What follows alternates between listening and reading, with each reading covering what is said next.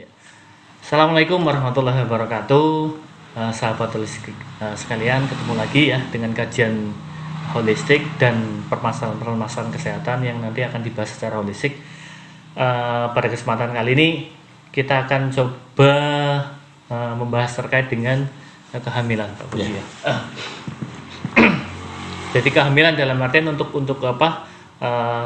Ibu-ibu yang mengandung ya, dalam artian informasi itu kan kadang-kadang kurang sekali ya, dalam artian bagaimana seharusnya memelihara kehamilan selama masa trimester pertama, kedua, ketiga. Nah, dalam artian itu kalau secara holistik itu seperti apa untuk dalam artian penjagaan kehamilan, gimana supaya nanti dalam artian satu, selama masa kehamilan itu tidak ada namanya dalam artian ya keluhan-keluhan minimalis lah, dalam artian minim sekali, dalam artian sehingga ibu itu bisa beraktivitas secara normal, meskipun ya tetap ada bedanya juga, tapi masih tetap beraktivitas dalam artian normal dengan kondisi bayi yang sehat sampai dengan masa persalinan, dalam artian energinya tetap terjaga, kondisi yang pastinya sang jabang bayi juga sehat, dalam artian nutrisinya selama kehamilan terpenuhi.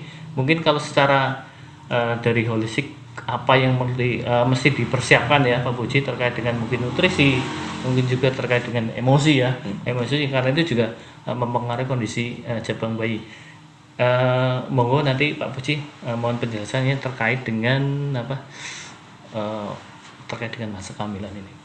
Jadi kehamilan itu yang kita pahami dalam perjalanan 20 tahun ini ada dua sifat dan karakter rahim perempuan atau sifat daripada tubuh si ibu yang sedang mengandung. Yang pertama, sifat tubuhnya dingin, ini yang paling banyak. 80% lah. Yang sifat tubuhnya panas ini sekitar 20%. Ini data yang ada di seluruh Indonesia berdasarkan data WA, Telegram yang terkumpul dari foto lidah dan sebagainya selama berapa tahun ini ya. Nah, kemudian dalam pola penjagaannya dari kehamilan itu berbeda. Tuh. Nah, kehamilan trimester pertama itu biasanya sibuk dengan yang namanya mual muntah. Mual muntah ya. Mual muntah. Nah, mual muntah ini itu bisa sampai, ini idenya ketika saya melihat teman saya itu sampai 7 bulan mual. 7 bulan loh berarti. 7 bulan, jadi nggak makannya dikit banget ya. Tapi bayinya tambah besar kan, berarti dia ngambil nutrisi ibunya. Dari ibunya berarti. Lah iya, karena makannya sangat jarang, makan sedikit mual itu sampai masuk rumah sakit 2 kali. Dari itu ada persoalan apa itu? Terus saya cari dari data-data, belum ketemu polanya. Pola itu ketemu ketika kita sudah bisa membagi tipe karakter tubuh manusia. Baru ini toh masalahnya. Kemudian saya dapat data-data dari kitab-kitab kuno tentang ramuan-ramuan yang digunakan untuk kehamilan di semester pertama, kedua, dan ketiga. Kemudian polanya, jenis ramuannya banyak itu polanya. Kemudian saya lihat di pola, kalau kita udah belajar klasifikasi tanaman, maka kita ngelihat ini arah kerjanya sifatnya menghangatkan. Sifatnya ini melancarkan sirkulasi. Ini sifatnya kombinasi dan sebagainya, itu bisa dilihat. Nah, dari kasus yang paling banyak itu kasus defisien yang paling banyak, itu kasus kelemahan. Jadi rahimnya lemah, fisik ibunya lemah, dingin, energinya lemah terutama. Sehingga muncul mual muntah, jadi sistem cernaannya lemah sekali. Maka ide itu melahirkan gagasan membuat komposisi yang namanya dulu itu mual muntah hamil. Saking bingungnya ngasih nama gitu. Jadi hanya saya tulis mual muntah kondisi kehamilan. Berarti ramuannya itu juga yang anti mual tapi menguatkan kandungan. Itu sudah teruji menguatkan kandungan berdasarkan literatur yang sudah ada. Itu. Ini jadi lengkap sebenarnya, literatur di dunia ini lengkap kalau kita mau nyari ya.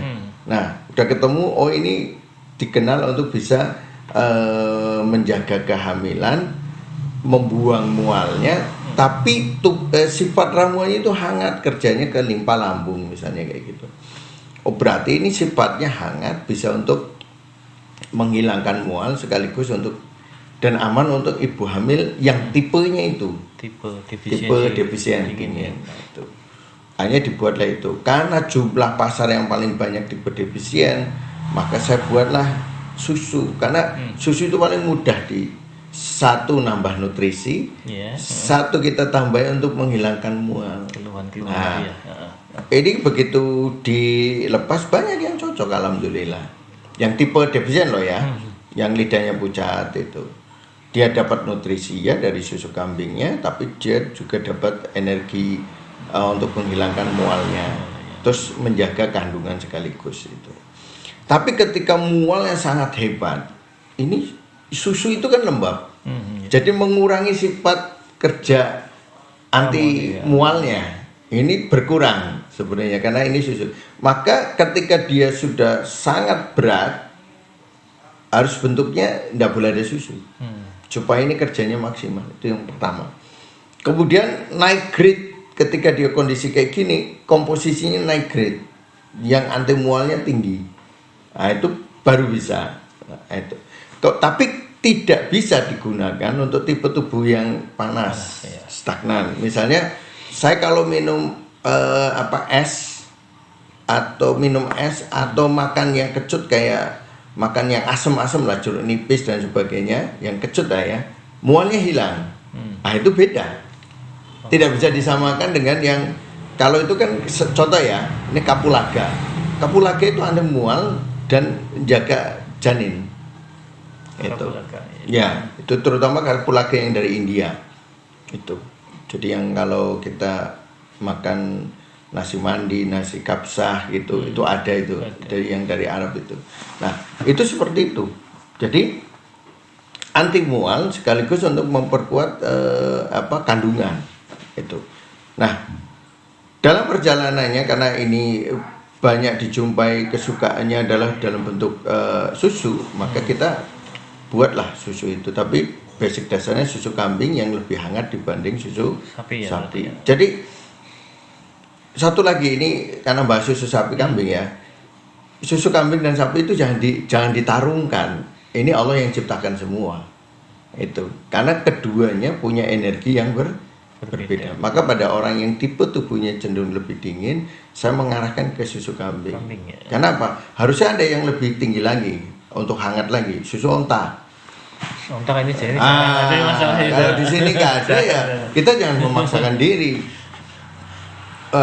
Kalau di Arab sana banyak onta gitu. Nah kalau banyak onta, susu onta lebih panas daripada susu kambing gitu. Nah tapi kalau susu onta kemudian dibuat terus komposisinya cuma sekian liter gitu, ya namanya susu rasa onta gitu. Bedanya di situ. Nah ketika ini dibuat dan kemudian digunakan untuk ibu hamil. Nah ini kan warnanya coklat ya, rasa coklat ya.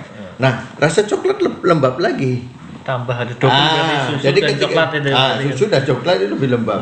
Nah ketika misalnya ada creamernya tambah kering dia kering dan dingin kering. Itu harus komposisi pelembab pembuang mualnya itu berkurang jauh. Maka harus dicari bahan yang anti mualnya itu lebih tinggi, lebih kuat sehingga bisa membantu menetralisir daripada. Maka ada orang yang minum susu nek, akhirnya jadi minum susu kok ini minum susu ini nggak nek itu karena anti mualnya ada, anti lembabnya ada di situ. Nah ini yang harus kita pahami, dimengerti supaya apa? Kita bisa menghadirkan produk yang memang dibutuhkan di pasar. Jadi produk itu risetnya berdasarkan kasus-kasus yang ada, kemudian pola-polanya kita pelajari, kemudian baru kita keluarkan. Produk itu sesudah kita trial sendiri. Trial sendiri teman-teman yang hamil dan ini, terus reaksinya gimana, terus dipelajari lagi cara kerjanya, literatur dicari lagi dan sebagainya, sampai jelas baru kemudian kita cobakan. Hasilnya bagus, baru kemudian kita keluarkan dalam bentuk produk yang bisa kita berikan kepada masyarakat gitu. Jadi prosesnya panjang. Panjang berarti dalam artian kasus-kasus, banyak kasus dikumpulkan, diteliti penyebabnya apa. Nah, itu dipakai ini dulu, ramuan dulu, ternyata ramuan hasilnya bagus itu. Sebelum nyusun ramuan itu harus ada literaturnya yang jelas. Kalau literaturnya nggak jelas, nggak berani. Karena apa? Ini hamil loh, jangan main-main dengan orang lagi hamil gitu. Nah, makanya ketika saya meneliti lagi ada permintaan apa? Ini sering ibu hamil, kakinya bengkak, tensinya tinggi, hanya dipacu. Wah itu kan jadi ini. Saya cari literaturnya, ternyata ada komposisi yang mengarah ke sana. Oh kayak gini cara nyusunnya, jadi cara nyusunnya itu unik gitu. Saya begitu kasus itu ada, kasus itu kejadian di Brunei ketika saya ngisi di Brunei, istrinya hamil, tensinya 190. Terus dipacu, nggak keluar-keluar. Akhirnya hari kedua istrinya diculik, dibawa ke tempat pelatihan. Ketemu lagi saya lihat, saya tanya dan sebagainya, udah minum ini. Begitu minum Pak nggak ada reaksinya Pak sampai sore, nggak ada. Saya tanya, dikasih obat penurun tensi nggak? Iya, minta ke dokternya dihentikan bisa nggak? Gitu. Ya Pak, minta dihentikan. Begitu dihentikan, tensi dari 190 langsung turun 160. Jangka 1 jam. Terus sore sudah 120, bukaan pertama. Dan itu kasusnya nggak cuma sekali yang tensinya tinggi, kakinya bengkak. Terus saya pelajari lagi. Jadi di literatur ada, saya coba gunakan dari literatur itu, kemudian ketika berhasil saya analisa lagi. Kenapa bisa cara kerjanya begitu? Oh ini campurannya sekian persen, cara kerjanya begini. Kalau campurannya itu dirubah, prosentasenya buyar. Jadi sangat detail. Saya lihat luar biasa orang zaman dulu dalam menyusun sesuatu, memahami sesuatu. Makanya prosentase keliru 5% itu bisa fatal. Ini contoh di luar ini ya, kita bicara tentang ada orang stroke ya. Saya kasih ramuan, Pak bisa nggak orang bisa minum itu yang ngecas ini hilang jangka 2 hari lah, ininya yang ngiler-ngiler itu hilang. Kemudian dia sudah mulai bisa ngangkat kakinya dan progresnya luar biasa cepatnya. Gitu. Saya ditantang lagi, Pak bisa nggak bikin yang lebih hebat lagi, harganya dinaikkan nggak apa-apa, orangnya mau beli gitu. Jiwa peneliti kan ditantang gimana? Waduh, iya dong. Gitu. Ada kasus nih kasus. Saya rubah 5% saja. 5% saya rubah. Saya ganti, saya tambahi jamur lingsi waktu itu. Stroke lagi. Balik lagi berarti itu ya. 5% itu ngalahkan 95%. 5%. Berarti jamur lingsi itu kerjanya berarti kuat banget ya. Kuat itu. Dan dia bisa menghabisi yang tidak sejalan dengan yang lain. Iya, itu seperti itu. Dari situlah saya pengalaman. Pasat bumi juga kerjanya cepat, kuat sekali, dan itu bisa menghabiskan yang kalau itu perbandingannya 90-10 itu. Jadi ramuan hangat 90 itu 10 baru bisa ngimbangi. Tapi kalau pasat buminya 20 udah habis itu yang 80. Jadi ini kembali ke sini dengan melihat apalagi bab wanita hamil, apalagi kesulitan untuk kontraksi, itu kan banyak sekali kesulitan untuk kontraksi. Kalau dia kelemahan energi, maka beri energi, maka dia akan kontraksi sendiri. Dan itu ketika energinya ke bawah ya, kalau mau melahirkan, misalnya menjelang kelahiran itu testimoninya banyak itu. Begitu kita kasih penguat energi itu, mau apa saja bentuknya yang sifatnya menguatkan energi, terutama ke bawah, itu dikontraksi sendiri. Misalnya ibunya udah lemas sekali kayak gitu, ini bisa bukaan sendiri. Aneh kan, lucu kan, tubuhnya ini. Ada lagi yang sudah sesar 3 kali, 2 kali sesar, itu besoknya ngelahirin normal. Jarang loh Pak, itu dalam artian kan biasanya kalau ya informasi yang setelah 1-2 sesar berarti peluang ketiganya yang pastinya. Persoalannya karena tidak diperbaiki sistem tubuhnya. Nah itu kemudian saya juga dulu bahasanya kayak gitu, kalau ini nggak ada pilihan lagi. Terus saya pelajari, Allah itu menciptakan manusia bisa melahirkan sampai usia 50 tahun. Zaman dulu bisa melahirkan 15, 20 anak, 18, 17 anak. Maksud orang sekarang baru ngelahirin satu nggak bisa. 2 itu sudah lemes, kan aneh. Ini tidak sunatullah. Nah kita di sunat, kenapa persoalannya itu? Hanya dari itu berpikir kayak gitu, nggak mungkin Allah salah dalam menciptakan. Ada sesuatu apa yang membuat manusia itu jadi keluar dari fitrahnya. Nah itu yang kita pelajari. Nah ketika kita pelajari, oh energinya lemah. Nah selama ini dia dipacu tapi energinya nggak dikembalikan. Nah ketika kita mencoba dari kehamilan yang berikutnya diperbaiki energinya dengan pola makan, dengan ramuan yang tepat, misalnya minum ramuan yang tepat yang memang digunakan untuk tipe-tipe seperti itu, dengan kajian-kajian yang banyak yang ada di literatur, itu perkembangannya bagus dan bisa kontraksi. Ada yang sampai melahirkan itu tidak kerasa, tahu-tahu udah keluar. Jadi nyaman, kayak melahirkan nggak terasa sakit, kan itu impian. Itu anak berapa Pak biasanya? Anak kedua, ketiga. Biasanya kan yang pertama susah ya, yang kedua udah mulai gampang, cepat, 3 gampang lagi kan biasanya seperti itu. Iya, biasanya kayak gitu. Nah, ini ada anak yang kedua, ada ini. Anak yang pertama itu biasanya cuma 2 jahitan, terus kontraksinya nyaman itu.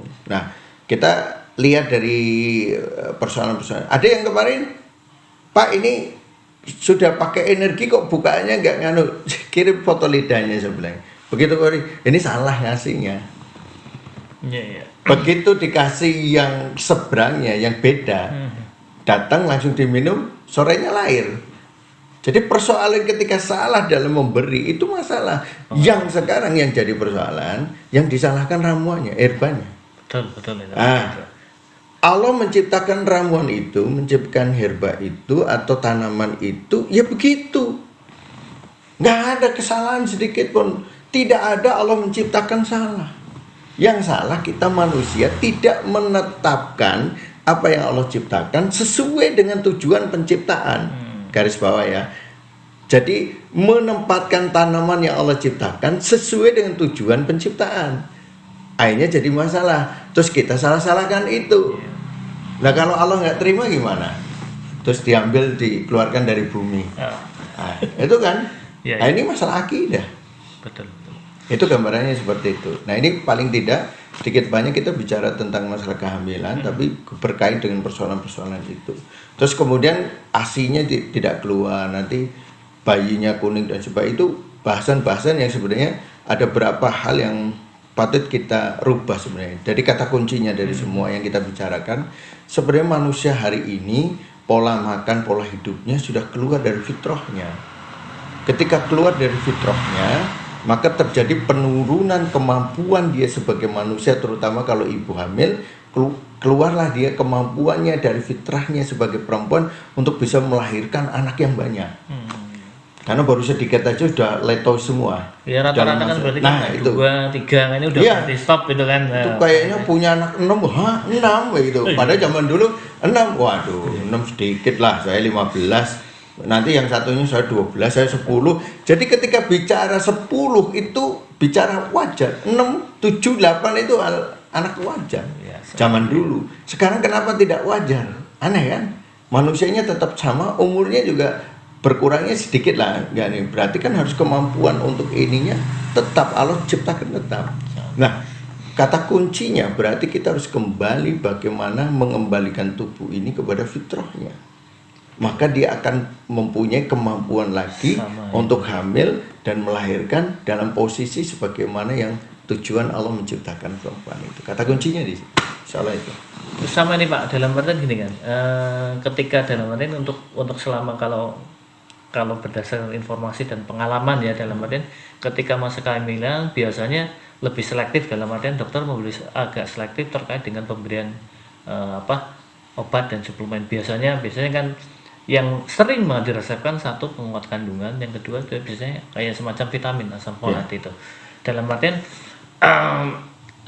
terkait dengan yang peristiwa Anda tidak Pak, yang terkait dengan Brunei ya, berarti kan dalam artian gimana sih cara holistik memandang dalam artian terkait dengan obat dokter, karena dalam artian kan seperti tadi dikatakan ketika itu tidak pas, itu ketika tanaman atau obat tidak pas diberikan sesuai dengan peruntukannya, dalam artian kesembuhan lah itu, kan kesembuhan akan menjauh. Gimana dengan dalam artian untuk terkait dengan Obat, produk kimiawi lah dalam artian, karena kita juga harus objektif ya dalam artian memandang terkait dengan itu juga. Sekarang pertanyaannya, obat kimiawi nyontoh siapa? Tanaman kan? Iya. Berarti hukumnya sama. Sama ya dalam sama. Jadi obat dokter, obat kimia nggak ada masalah. Boleh diminum sepanjang itu tadi yang mungkin kajiannya agak berbeda. Kalau kita memandang obat kimia pun sama sifatnya. Rantai bangunnya misalnya CH kayak gitu, dia arahnya apa? Sifatnya dingin atau sifatnya panas? Sama. Nggak ada. Misalnya vitamin C itu masuk ke kategori kita itu dingin kering. Itu cocoknya untuk orang yang lembab panas. Tapi kalau orang yang lembab dingin, vitamin C nggak cocok. Itu. Misalnya asam folat misalnya banyak terdapat di sayuran kan. Dia sifatnya lembab. Secara umum sayuran manusia kalau dia tipenya panas, lalapan bagus, terus pecel bagus. Tapi bagi orang tipe dingin, tumislah. Karena tumis akan membuat menjadi lebih hangat, jadi lebih mudah dicerna. Itu jadi teknik aja sebenarnya. Jadi teknik cara makan untuk menyesuaikan dengan kondisi tubuhnya. Jadi Allah ciptakan kemampuan kan untuk adaptasi. Jadi ketika diberi, kalau saya kan, kamu diberi apa? Diberi ini sama dokter gitu. Diminum gimana? Nyaman. Oh berarti cocok. Itu kita diminum saya jadi pusing ya. Oh berarti nggak cocok, jangan diminum. Itu aja sebenarnya, simple. Obat ramuan herbal sama nggak? Sama. Ketika minum nyaman, enak, perubahannya kayak gini. Kalau minum jadi pusing, berarti nggak cocok. Selesai, sama. Berarti tetap sama ya dalam artian tidak ada perbedaan antara dalam artian memandang ketika itu diberikan cocok, terdapat menuju ke arah kesembuhan, biasanya itu tidak ada masalah dalam artian mau kimiawi, mau herbal, tanaman maupun itu nggak ada masalah. Itu yang penting dalam artian tujuan untuk kesembuhan itu bisa didapat. Karena nggak mungkin lah dokter ngasihkan untuk bikin orang jadi itu nggak mungkin lah. Gitu. Istilahnya dia akan berusaha memberikan sesuatu yang terbaik. Cuma tadi sifat karakter obat tanaman itu punya sifat dan karakter. Ini saya yang ngasih mungkin tambahan supaya jadikan perhatian lah. Jadikan ya mungkin informasi tambahan bahwa setiap ramuan mau kimia mau dari alami itu punya sifat dan karakter. Maka herba pun ada kontraindikasi. Tetap berisiko ya ketika makanya tadi dari literatur yang kita cari, lihat literatur untuk kasus apa. Jadi untuk kehamilan yang seperti apa, dengan gejala seperti apa, dengan tipe karakter tubuh yang seperti apa, itu ada literaturnya. Jadi tidak sembarangan memberikan. Jadi harus ada kajian, belajar dulu, baru kemudian ini tipenya kayak gini. Itu seperti itu.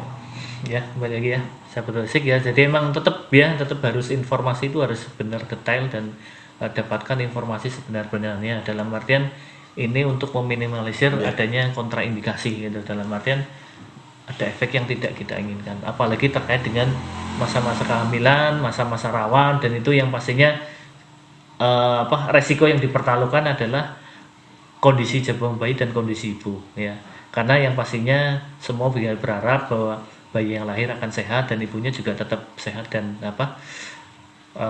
tidak ada masalah. Tapi satu catatan ke teman-teman yang sahabat holistik, ketika memang kita mengharuskan dalam kondisi berat ya, kondisi berat mengharuskan harus karena terlilit, janin terlilit, kemudian kondisi ketuban sudah habis, membahayakan, maka pilihan sesar atau pilihan operasi itu menjadi pilihan ketika antara nyawa dipertaruhkan.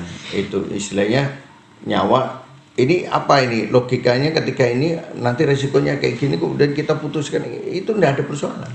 Enggak masalah gitu. Supaya teman-teman karena herbalis jadi alergi dengan sesar, bukan begitu. Tapi ingat itu ada pilihan ketika dalam kondisi yang sudah antara iya dan tidak, terus logika berpikirnya udah nyampe. Oh ini nggak bisa sesar.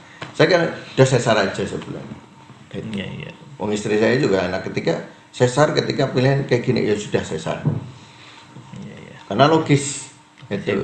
Kecuali bisa ngelahirin sendiri suruh sesar yo lucu kan. Iya, iya. Nah, itu aja. Karena itu yang lain kan sering juga nih, oh apa sesar ya, makanya tetap harus dikembalikan lagi ke ahlinya karena masing-masing juga punya pertimbangan-pertimbangan yang pastinya tujuannya yang pastinya untuk keselamatan ibu dan anak pastinya. Demikian sahabat holistik, ketemu lagi dalam kajian-kajian holistik berikutnya. Assalamualaikum warahmatullahi wabarakatuh.